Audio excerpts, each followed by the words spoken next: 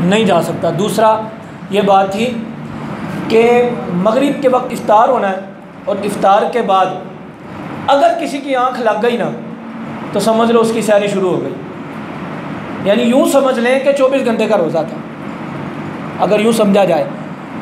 یوں تھا کہ عشاء تک، مغرب تک، عشاء تک کھا لیں جتنا کھانا ہے، عشاء کی نماز کا وقت ہوا، اب سحری کا سمجھ لو اگلا دن کا روزہ شروع ہو گیا۔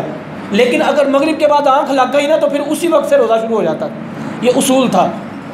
لیکن ہوا یہ، نبی پاک صلی اللہ تعالیٰ علیہ وسلم، یہ حدیث پاک ہے مشکوٰۃ شریف کی اور بخاری اور مسلم کے اندر بھی ہے، نبی پاک صلی اللہ علیہ وسلم کے پاس نا ایک صحابی حاضر ہوئے، یا رسول اللہ اپنی جان پر ظلم کر بیٹھا ہوں، بڑی محبت کی بات ہے، بڑے کمال کی، یا رسول اللہ اپنی جان پر ظلم کر بیٹھا ہوں، میرے لیے دعا کیجئے کہ اللہ میری توبہ قبول کر لے۔ حضور نے فرمایا ہوا کیا؟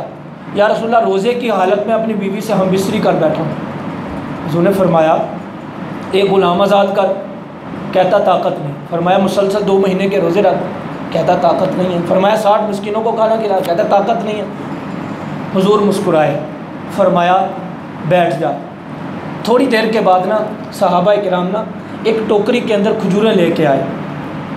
حضور نے ارشاد فرمایا میرے غلام ان کھجوروں کو لے جا اور غریبوں میں تقسیم کر دے، اللہ تجھے معاف کر دے گا۔ وہ جب لے کے جانے لگا نا تو کہنے لگا یا رسول اللہ کن غریبوں میں تقسیم کروں؟ فرمایا جو حقدار ہے۔ عرض کرنے لگا یا رسول اللہ صلی اللہ علیہ وسلم جس علاقے میں میں رہتا ہوں نا، جس محلے میں میں رہتا ہوں، میرے نالوں غریب کوئی ہے ہی نہیں ہے، میرے تو بڑا کوئی غریب ہے ہی نہیں۔ یا رسول اللہ اگر مجھ سے زیادہ کوئی غریب ہے ہی نہیں تو کس کو دوں؟ میرے نبی حدیث کے الفاظ ہے کہ مسکرائے، یہ لکھا ہوا ہے کہ ہنسے، ہنسنا کہ آواز نہیں آئی آپ کی اتنی، آپ ہنسے اور مسکرا کر فرمانے لگے جا خود بھی کھا لے، گھر والوں کو کھلا لے، اللہ تجھے معاف کر دے گا۔ یعنی پورے 30 دن بیوی کے بعد بندہ نہیں جا سکتا۔ یہ مشکل معاملہ تھا نا، تو ہوا یوں کہ اللہ تبارک و تعالیٰ نے قرآن پاک میں ارشاد فرمایا احل لکم لیلۃ الصیام الرفث الی نسائکم ہن لباس لکم وانتم لباس لہن علم اللہ انکم کنتم تختانون انفسکم فتاب علیکم وعفا عنکم فالآن باشروہن وابتغوا ما کتب اللہ لکم۔ کچھ صحابہ کرام علیہم رضوان سے یہ بھی معاملہ ہوا کہ انہوں نے رات کو اپنی بیوی سے ہم بستری کر لی۔ اب معاملہ حضور کے پاس ہے، بڑے بڑے صحابہ کرام کے نام آتے ہیں۔ اب دیکھیں نبی خطا کر نہیں سکتا، یاد رکھیے گا، نبی معصوم ہے، یہ اصول یاد رکھیے گا۔ حضور نعوذ باللہ اگر خطا کرتے، لوگ کہتے جب نبی کر سکتا ہے تو پھر ہم تو ہماری خیر ہے، لیکن اللہ پاک نے اصول بنا دیا کہ نبی سے خطا نہیں ہو سکتی۔ ظاہراً خطا ہوئی کن سے؟ صحابہ سے، لیکن کبھی کبھی خطا ایسی ہوتی ہے کہ اللہ رحمت عطا فرما دیتا ہے۔ یا یہ نہ سمجھیے گا کہ صحابہ سے خطا ہوئی تو نعوذ باللہ وہ خطا بار ہوئے، یہ خطا ایسی تھی کہ بعض سے ان پر رحمت بھی تھی اور بعض سے رحمت ہم پر بھی ہے۔ وہ کیسے؟ پہلے منع تھا کہ رات کو بھی ہم بستری نہیں کرنی، صحابہ سے ہو گیا یہ معاملہ۔ جب یہ معاملہ ہو گیا، حالانکہ اللہ جانتا ہے، لیکن اللہ پاک نے اپنے رحمت عطا فرمانے کے بہانے بنائے ہوئے ہیں اور اس کے اصول بنائے ہوئے ہیں۔ اللہ پاک نے ارشاد فرمایا احل لکم لیلۃ الصیام الرفث الی نسائکم، اللہ نے تمہارے لیے حلال کر دیا، اب رمضان کی راتوں میں اپنی بیویوں کے پاس جاؤ، عورتوں کے پاس جاؤ، ہن لباس لکم وانتم لباس لہن، وہ تمہارا لباس ہے تم ان کا لباس ہو۔ علم اللہ انکم کنتم تختانون انفسکم فتاب علیکم وعفا عنکم، فرمایا اللہ جانتا ہے کہ تم نے اپنی جان پر خیانت کی، یعنی تم سے خطا ہو گئی، تم سے جب خطا ہوئی نا پھر اللہ پاک نے تمہاری توبہ بھی قبول کر کے تمہیں معاف بھی کر دیا۔ اور یاد رکھیے گا کبھی کبھی معاف ہوتا ہے، بندے گناہ مٹ جاتے ہیں، اور یہاں پر معافی کا جو اصول ہے وہ تا قیامت آنے والوں کے اوپر اللہ نے رحمت عطا فرمائی۔ وہ کیسے؟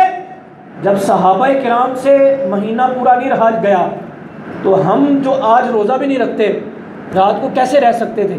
تو رب تعالیٰ نے ہم پر رحمت عطا فرمائی، ہمیں حکم دیا رات کو بیوی کے پاس چلے جاؤ کہ تمہارے لیے جائز ہے۔ پھر آگے جو ارشاد فرمایا، دوسرا جو میں نے عرض کیا آپ کے سامنے کہ مغرب کے بعد اگر کسی کی آنکھ لگ جاتی یا عشاء کے بعد اگلے دن کا روزہ شروع ہو جاتا تھا، یہ بھی مشکل تھا۔ ایک صحابی رسول دن بھر ایک باغ کے اندر مزدوری کر کے آئے، شام کا وقت ہوا، بیوی سے کہا کھانا بنا کے دو، وہ کھانا بنانے لگی تو یہ چارپائی پہ بیٹھے تو ان کی آنکھ لگ گئی، تھکے ہوئے تھے۔ بیوی کھانا لے کے آئی تو اپنے شوہر کو اٹھایا، کہا کھانا کھا لیجئے، انہوں نے کہا نہیں میرا روزہ شروع ہو گیا۔ انہوں نے کہا آپ سارا دن جو ہے نا بھوکے تھے، روزہ رکھا ہوا تھا۔ کہا نہیں میرے نبی نے فرمایا، یہ اصول ہے اسلام کا، میری آنکھ لگ گئی ہے، اب میں میرے روزے سے ہوں۔ اگلے دن ایسے ہی وہ مزدوری کے لیے چلے گئے، دوپہر کا وقت ہوا تو بے ہوش ہو گئے۔ نبی پاک صلی اللہ علیہ وسلم تک معاملہ چلا گیا۔ حضور نے ارشاد فرمایا اللہ کی وحی کا انتظار کرو۔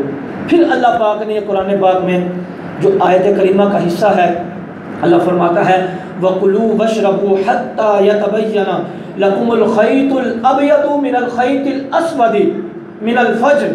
اللہ فرماتا ہے میرے بندو کھاؤ پیو یہاں تک کہ سفیدی کا ڈورا ظاہر ہو جائے کالے ڈورے سے، یعنی وہ طلوع فجر کا لفظ بولا جاتا ہے۔ ابھی آج کل تو ٹائم ٹیبل ہے، بڑی آسانی ہے، تو یہ وہ لوگ جانتے ہیں جو اہل علم حضرات ہیں، اس وقت کو وہ باہر آتے ہیں، گھر کی چھت پہ چڑھتے ہیں تو ان کو پتہ چل جاتا ہے۔ یہ اہل علم کو پتہ چلتا ہے، ہر بندے کو نہیں پتہ چلتا، لیکن علماء کی کاوش کی وجہ سے آج ہم الحمدللہ یہ وقت موجود ہے۔ دعوت اسلامی نے بھی الحمدللہ کیلنڈر شائع کیا، بالکل ایک ایک سیکنڈ کا وقت بتایا، اور پتہ یہ چلا اس قرآن پاک کی اس آیت کے حصے سے، اس سے پہلے آپ اندازہ کریں آج مسلمان صبح سے لے کے شام تک روزہ نہیں رکھتا۔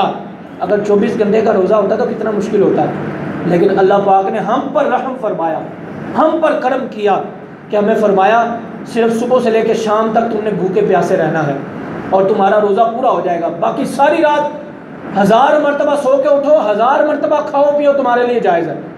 پتہ کیا چلا، پھر بھی آج انسان مسلمان روزے سے بھاگے، روزے سے دور ہو جائے تو یاد رکھیے گا لمحہ فکری ہے ہمارے لیے ایک بہت بڑی شرم کی بات ہے کہ ہم لوگ ایسے بن گئے کہ اللہ اس کے رسول صلی اللہ تعالیٰ علیہ وسلم کے بتائے ہوئے طریقوں پر بھی نہیں چلتے۔